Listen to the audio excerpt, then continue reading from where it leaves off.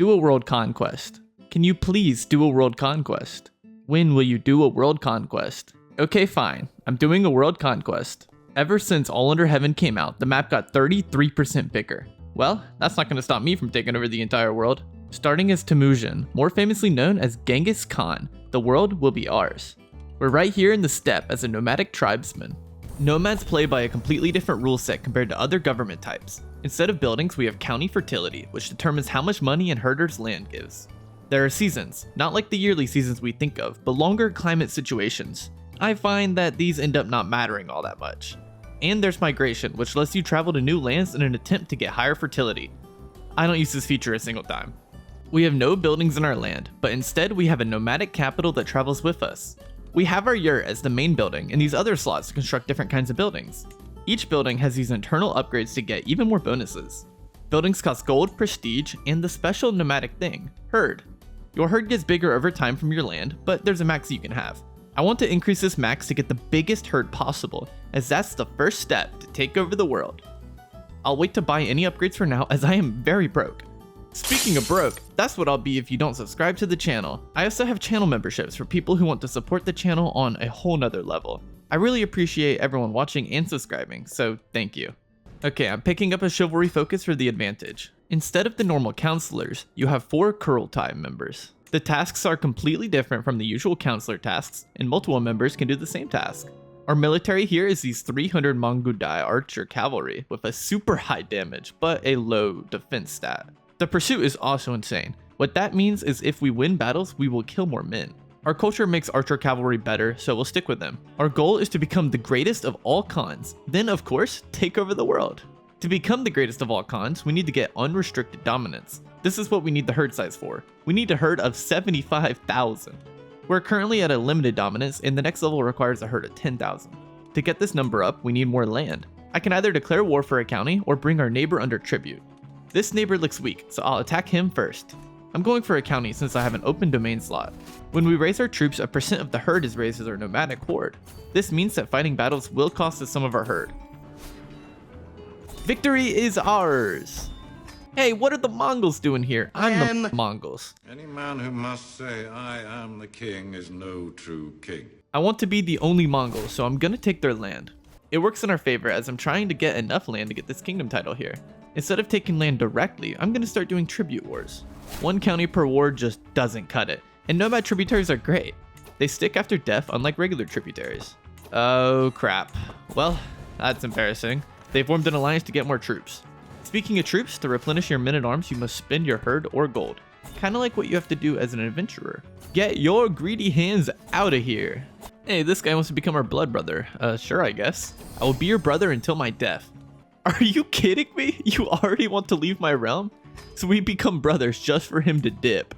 I will have my vengeance. I appreciate these guys raiding us. It's a great way to get prestige from beating them in battle.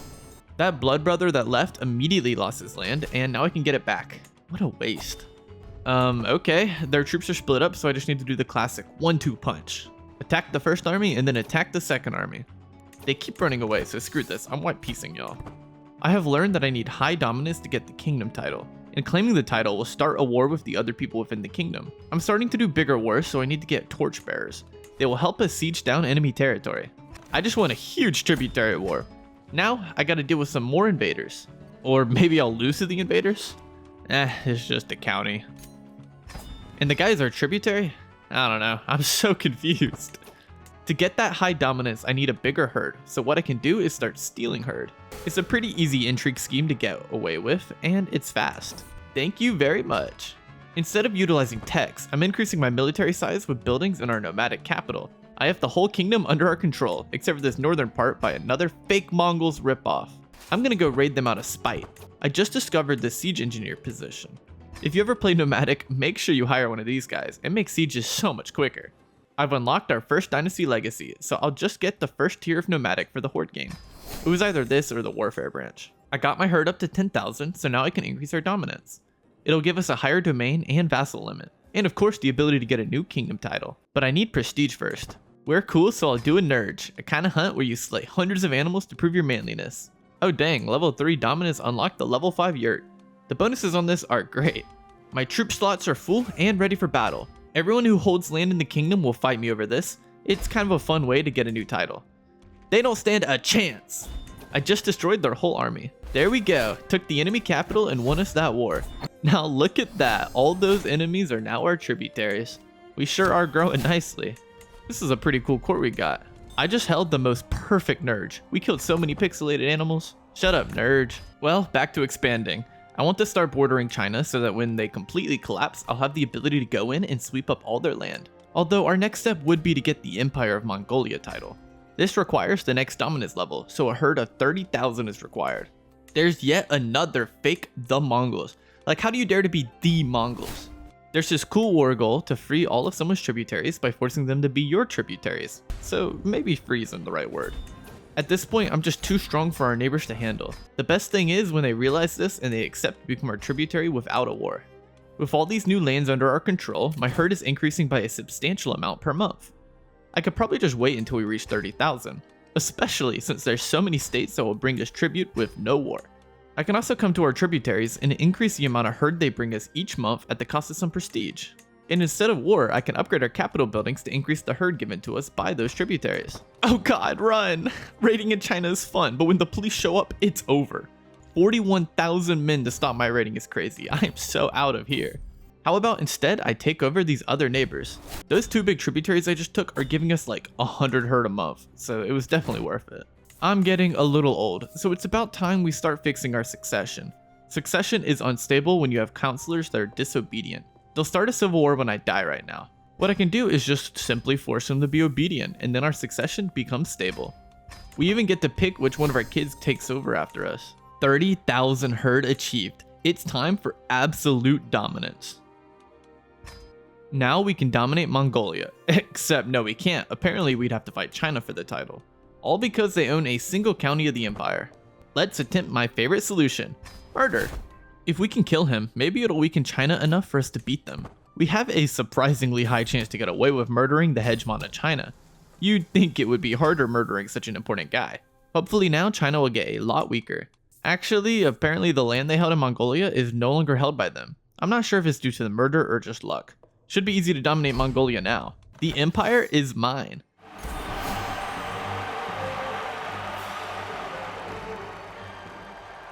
So this is how liberty dies. With thunderous applause. I still plan to fight China, and what I need to do that is to pick up some onagers. As a nomad, I can use special units our tributaries have unlocked, even though I don't have the tech for it. For a while there, I thought that murder was going to be useless, but it looks like it made China fall apart. I need to border them for the right war goal, so I need this one county in the way. Oh, well that's weird. I thought I'd have the war goal now, but I don't? Maybe something is wrong. I didn't do anything, but now the war goal is here, so we're all good now. The casus belli is called Consolidate Land Under Heaven, and it lets us take any land in the China hegemon. They have a lot of troops, so these wars could be hard. My biggest advantage is that I have an insanely high commander score of 51.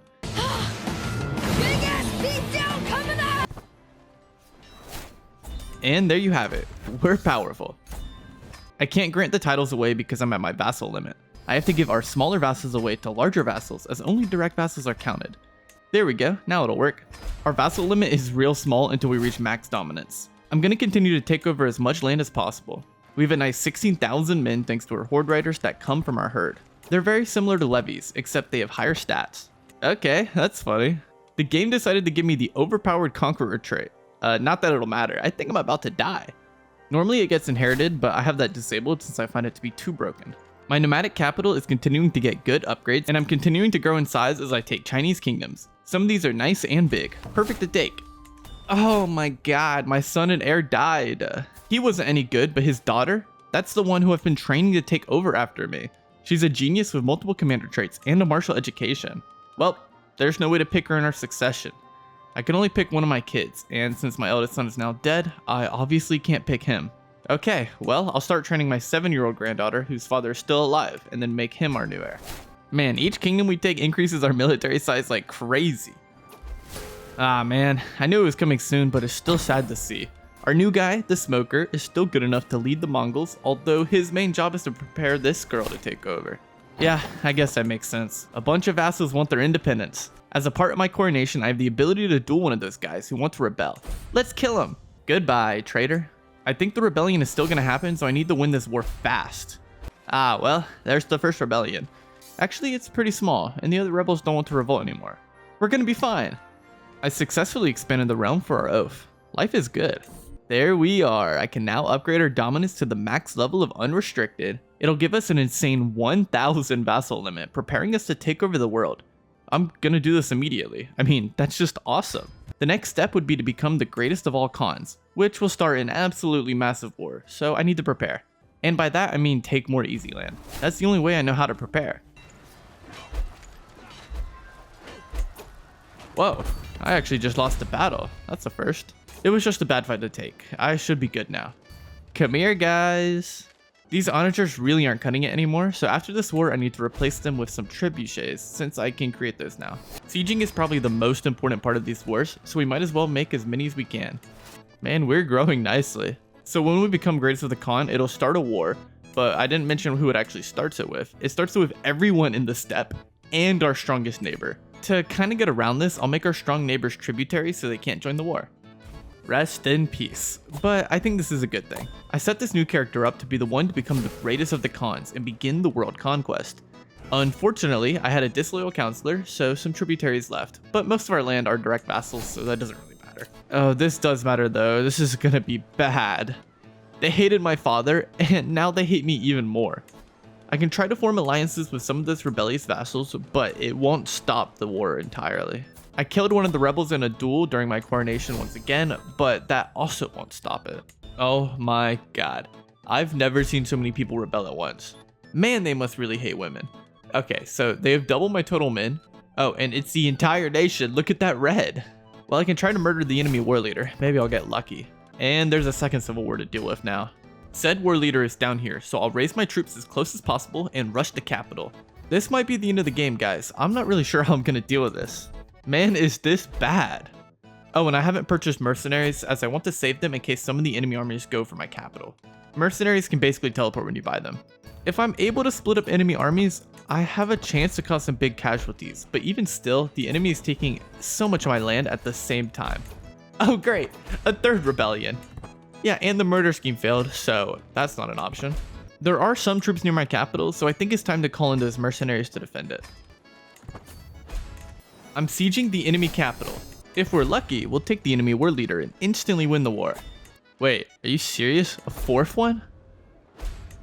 Well, we weren't lucky, but that doesn't mean this isn't a win. That got us enough war score to get a white piece from the second rebellion. We're still outnumbered by the first group of rebels, but it might be manageable, and the other armies are all split up. I'll start by taking that war's capital too. I can't call a white piece off of that this time, however, as the enemy is taking too many castles from us. My current plan is to have my mercenaries take care of the enemy troops in the north, while in the south I'll retake any castles lost while looking for enemies to kill. We're turning the revolution around. Actually, it's turned around so much we can get a white piece. The remaining rebellion is just a joke. Our nation is saved. The fact that we survived all those uprisings is insane. This woman was meant to be Genghis Khan. Now that we're not at war, let's go back to war and take some big tributaries. There's one massive tributary, and now I'll take Korea. There we go, another big tributary. Wasn't that easy?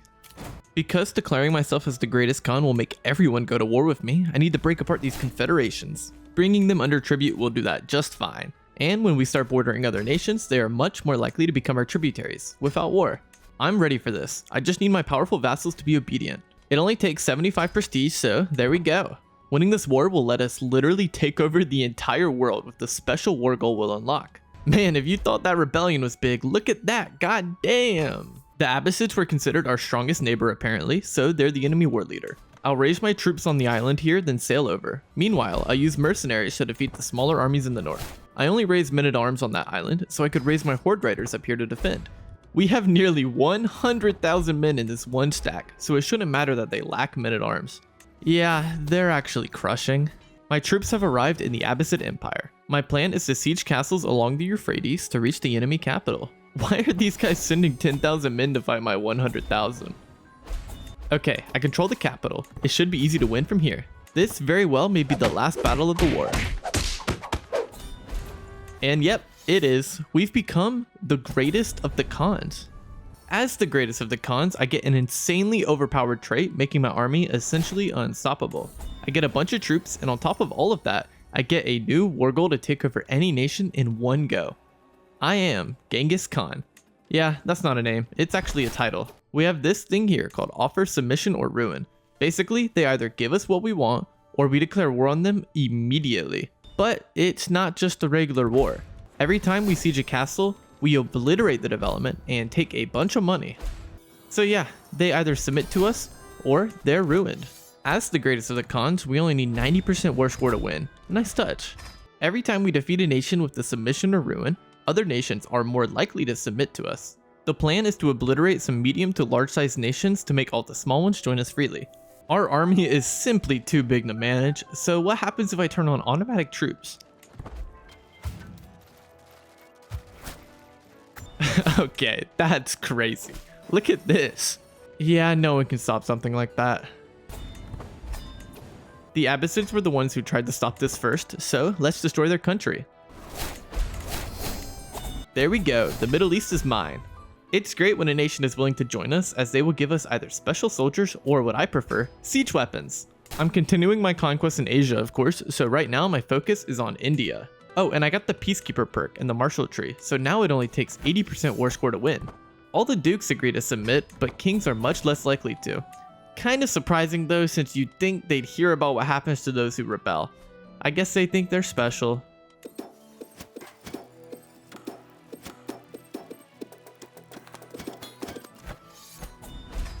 I think we have about half the world based on what I'm seeing here. And now I control all of India, but this one kingdom, so I'll have to destroy them. I have 300,000 men. This is insane. Now that we control India, I could either go take the Middle East or Southeast Asia. I started out going towards the Middle East, but I think taking Southeast Asia would be better. Oh, wow, isn't that interesting? The Pope has called a crusade for a kingdom in China of all things. What in the world? I'll take Jerusalem real quick to shove it in the Pope's face. My plan is to take Southeast Asia before moving west, as it takes longer to raise troops the further away from your capital you are. So I'll take over Asia, then move my capital to the west to save a bunch of time. Of course, I'll have to do that after the crusade. Again, it's insane that the Catholics are coming after a kingdom in China. Out of all the places in the world to take, why are you going for this kingdom so deep in my territory? You really just want to lose, huh? Instead of waiting for the Catholics to come to us, I'm going to send my hundreds of thousands of men to Rome. I'm just going to land on them and hope for the best.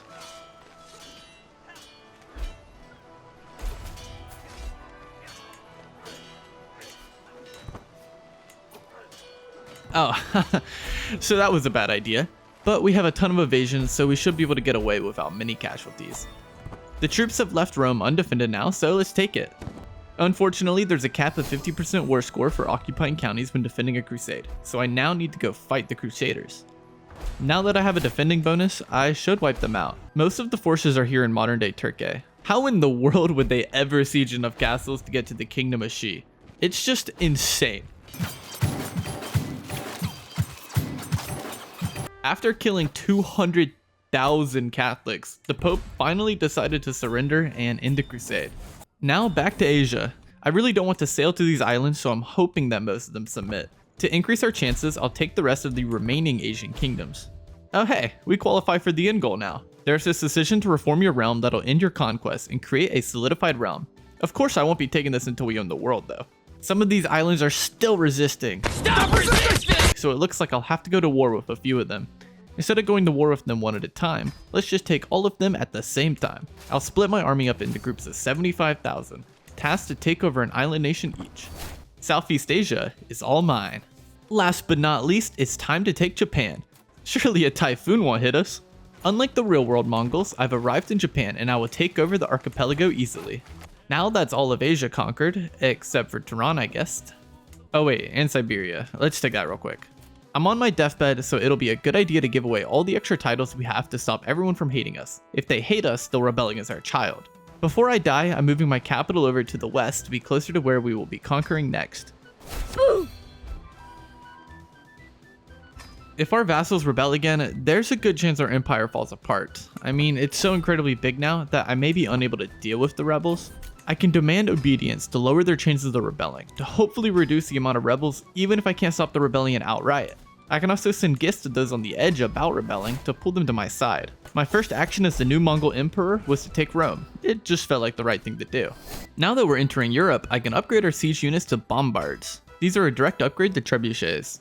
I'm just going to keep taking big nations until all the small ones want to join us. One of the biggest nations left is the Latin Empire. Do I really need to show these wars? They're kinda easy. I just accidentally took Hungary. I declared war on a county in Italy without realizing Hungary owned it. Oh, cool. Aragon joined us for free. I wish everyone would do that. It's kinda crazy anyone thinks they can stand up against us. I've just been going to random places without much rhyme or reason, but it probably makes the most sense to go for Africa next. Everyone hates me, and I think it has to do with the fact that I am holding like 30 duchy titles, giving everyone a minus 300 plus opinion of me. After giving away the duchy titles, we're right on the edge of having a major revolt, so it should be possible to stop it before it starts. I can marry my sister to the leader of the revolt to stop it immediately. And yep, it's back under the line. Oh, come on, how do they keep gaining traction? It's always right below or above the line, and right now it's back above the line. I need to convince some of these people to convert to our religion. That usually helps a bit. Yeah, I'll pay you 225 to convert. I think I can spare the change since I have over 1 million gold. Well, whether a revolution is coming or not, I gotta keep conquering. Hey, it looks like converting people worked. The rebels have calmed down a bit. I don't expect that to last, however. Normally you have to disband your troops before declaring a new war, but with submission or ruin, I don't have to do that, and can just move my troops from nation to nation. Well, there's the last nomadic dynasty legacy. It unlocks a piece of the Great Khan decision. But let's be honest, I'm never gonna achieve peace. My family line is destined to conquer, and that's what I'm gonna do. It's pretty much just Europe left to conquer, which I don't think will take too long, but we'll see. As long as I don't randomly die, of course. Maghreb is willing to join us without a war, so that's pretty nice. It doesn't look like anyone else will, though. Well, back to war then. We now control Italy. Serbia is up next, and they shall drown in blood. Every time I go to war, my vassals start planning a revolution, so I have to keep managing these idiots. Once I end the war, they usually calm down a little bit, but we're really close to having the civil war constantly. I know I keep mentioning it, but it just keeps happening. And I couldn't stop it this time. I don't know. I wouldn't say the rebellion is too bad. I mean, they have 150,000 troops, but they are spread out pretty thin. The war leader is right here, so I'll take their land until we crush the rebellion. I bought mercenaries to stop our enemies from taking our capital because that could end real bad. And there we go. That wasn't nearly as hard to win as I thought it would be, so I'm very happy about that. We're probably going to have some peasants rebel now, but peasants are pretty easy to deal with. The only other remaining empire in the world, the Holy Roman Empire, which isn't Holy, Roman, or really an empire at all, is about to be ours. They have a lot of troops, but not enough.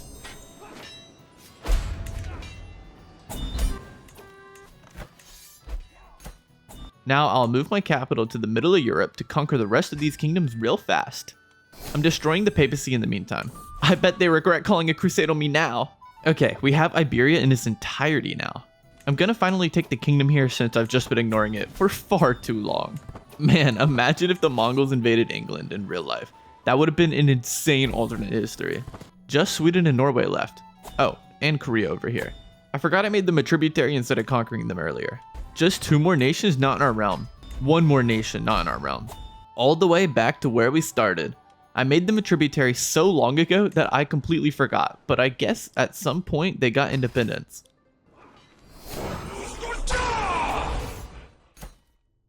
And we've done it. That should be the whole world, and yep, look at that. The entire world conquered for an achievement. Oh, it's beautiful, and I'm so glad this didn't happen in real life. Let's reform this beautiful empire. Well, I could kill everyone, that's a choice. Or I could change our government type to administrative, feudal, or clan. But no, I'll stick with what we got, by picking the option to kill everyone. Yeah, that was a terrible idea. We're losing all of our money now. Thanks for watching, guys, and shout out to the channel members. The next time I do a world conquest, I'll use a different government type, don't worry.